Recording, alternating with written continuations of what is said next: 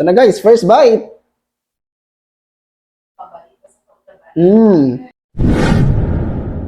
Ang Kanyos Portal, nagkikrave ba kayo ng Milky Donut and of course, ng kape? Meron akong nadiskubre dito sa Banna, Ilocos Norte sa Wonder Coffee Pastry Cafe. Ano pang hinihintay natin? Let's go!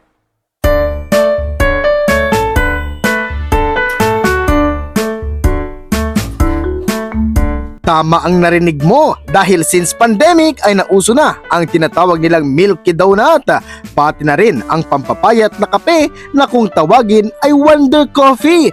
Dito pala sa Banna, Ilocos Norte, matatagpuan ang may kagagawan nito na si Ma'am Greshel Paned na siyang nagbe-bake ng lahat ng tinapay at cakes nila dito. No wonder na masarap ang mga tinapay dahil hands-on sila ng kanyang mister sa kanilang negosyo. At kamakailan lang ay nagbukas sila ng shop sa Lawag City, Ilocos Norte at sa May 28 naman ay sa Batac City, Ilocos Norte.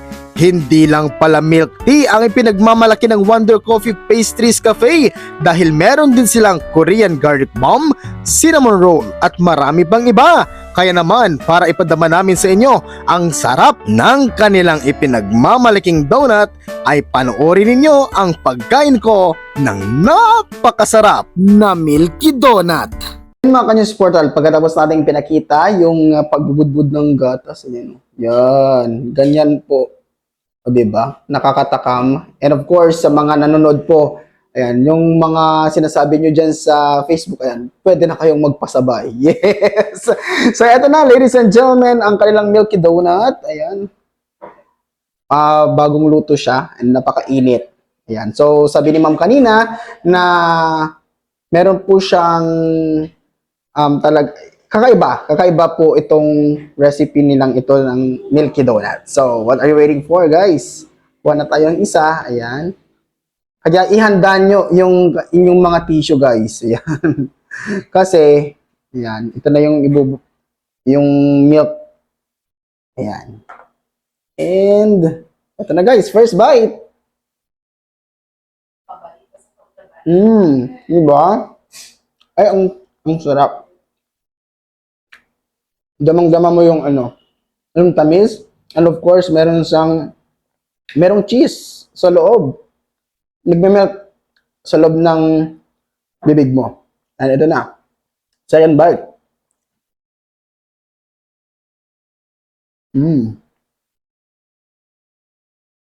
Napaka-soft, guys. Kaya, bumili na kayo. Pwede pa kayong maging reseller daw. Yung ganito. Milky Donut. The best ka, ma'am. Ang sarap. Thank you, sir. Ayun, tayo, tayo nag-trending. Kakaiba. Diba? Literal may gatas ka sa labi. Mabalik yung pagkawan. Sabi nga nila, Ang sarap. brings back memories. Parang kaya kong ubusin yung isang box maghapon, guys. Promise. Sarap kasi. Lalong-lalong sa mga mahilig po sa mga ganito. May gatas, matamis, gano'n. So, you need to try it out. Diba? And syempre, hindi ka matatapos kumain kung walang panulak. Kaya naman gumawa agad ng caramel macchiato ang kanilang barista sa Wonder Coffee. Dito ay matyaga niyang ibrinu ang kape at syempre, one of a kind ang kape ng Wonder Coffee. Dahil gaya nga ng nakikita ninyo, ay may style ang taas ng kape mo. O diba? Maeengganyo ka talaga. Kaya naman, tara na tikman ang ating caramel macchiato. First, nakita niyo po ba kanina yung paggawa ng coffee ni Sir na barista nila dito? Ayan, ito po yung ginawa namin na caramel macchiato and meron siya kaninang yung design niya. Diba? Kahit iced coffee or kahit ano pa man yan, yung caramel macchiato nila may design.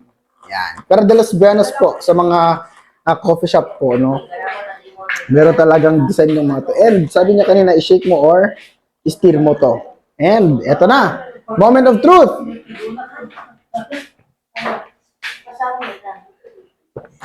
Kaya naman pala pinipilahan. Sabi nila kahapon, pinipilahan din dun sa Lawag. And eto na. And alam nyo guys, perfect combination. Ito yung makapagpapatunay na pwede kang kumain nito and of course, uminom nito. So, it's a perfect combination guys na talagang yung lasa magstay sa sa bibig mo. And long lasting pa siya ha. 'Di ba? Hindi ka mauumay, promise. So, yun yung napakagandang food review ko for today's video. So, eto na. Panoorin na natin kung paano nagsimula ang Wonder Coffee Shop ni Ma'am Rochelle.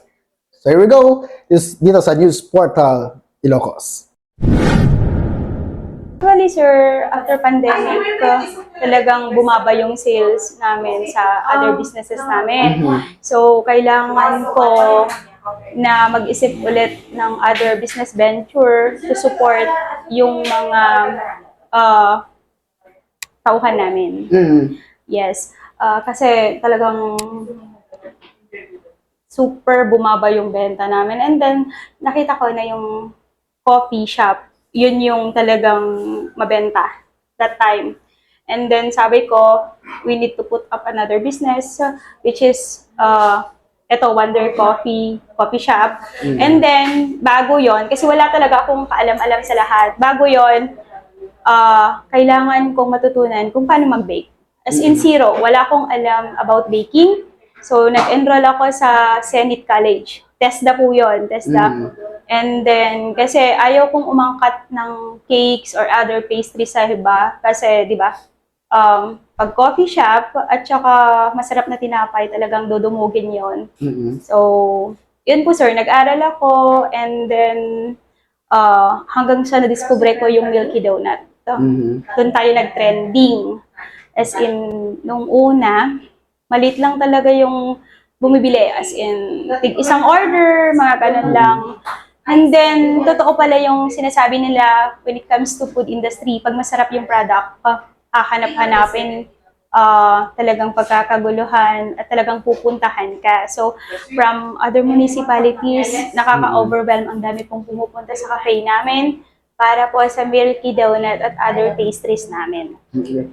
Ma'am, yung sabi mo kanina, yung Milky Donut, marami nang gumagawa noon. Ano kung ikukumpara mo yung Milky Donut mo sa iba? Ano yung pinagkaiba? Yung Milky Donut namin, actually hindi lang ako yung gumagawa ng Milky Donut.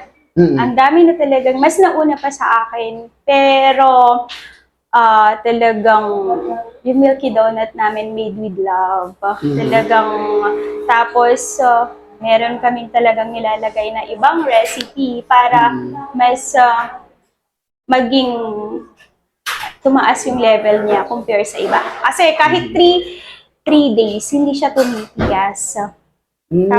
Yes sir. 3 days, 3 to 5 days, hindi siya tumitigas. Yun po yun. Very soft po and chewy po yung ano niya, yung tinapay po niya. Okay. Ma'am, marami na rin yung naglipa ng mga coffee shop dito sa Ilocos Norte. Yeah. So, ano po yung ipagmamalaki natin dito sa Wonder Coffee? Yung Wonder Coffee, yung kape namin masarap. Tapos, yung pastries namin. Yun po talaga yung super dinarayo. Our cinnamon roll, Korean garlic bomb, Milky Donut, and other pastries, lahat po freshly baked. Binibake po namin yun every day. So, lagi pong sold out. I think, kasi hindi sa ibang coffee shop kasi, mga nag-aangkat po sila. Hindi naman lahat, sa iba lang. Pero sa amin kasi, gusto ko, ako yung gagawa. Talagang hands-on po ako sa coffee shop namin. Okay. Ma'am, bakit po tinawag na Wonder Coffee itong shop ninyo?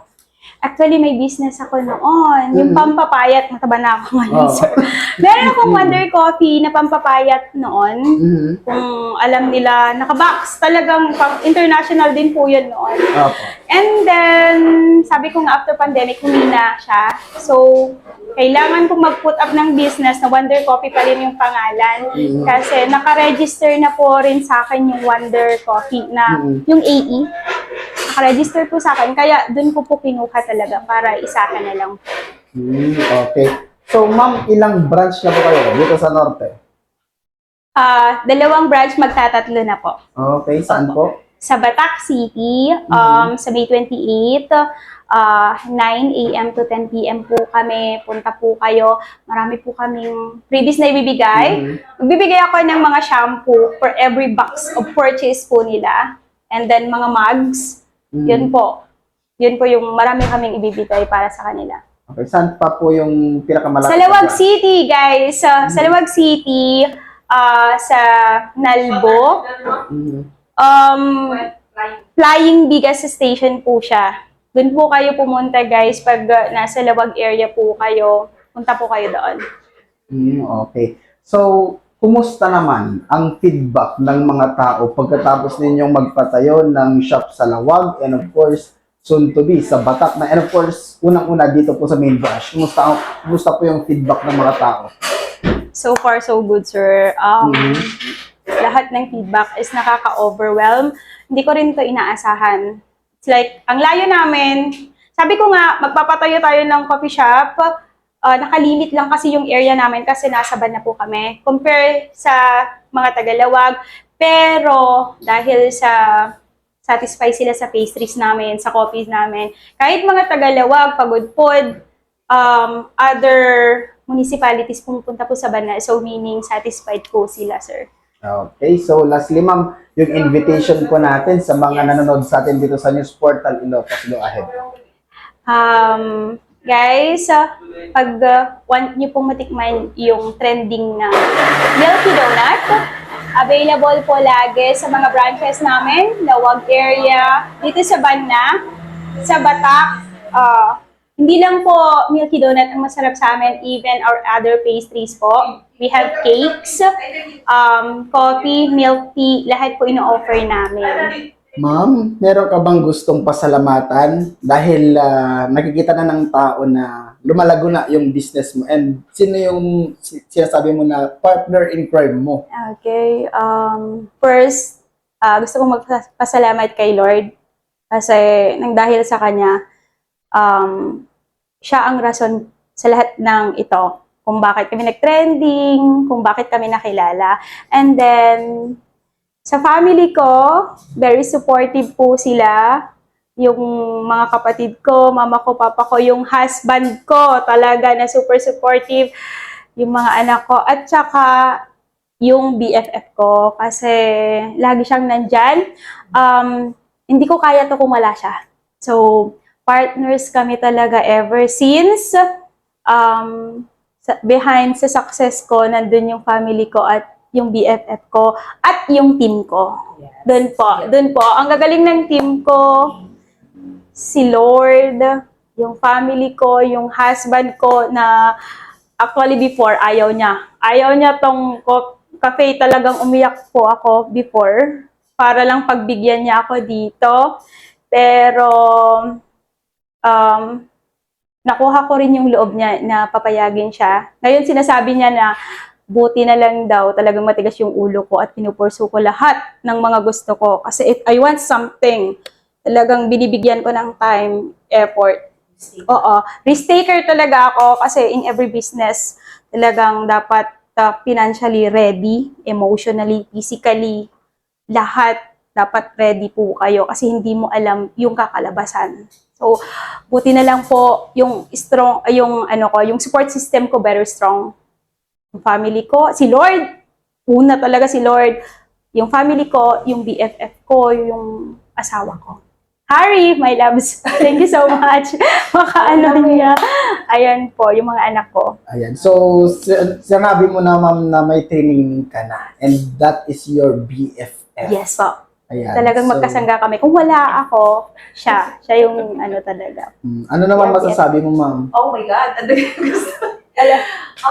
Very thankful din kasi nagtitiwala si BFF sa akin. And of course, sa mga customers namin, ayan, welcome na welcome po kayo sa ating cafe. And sana hindi po kayo magsasawa para tangkilikin yung mga pastries namin, and of course, our drinks. Ayan, Wonder Coffee, a sip of coffee, a cup of wonderful life. Okay.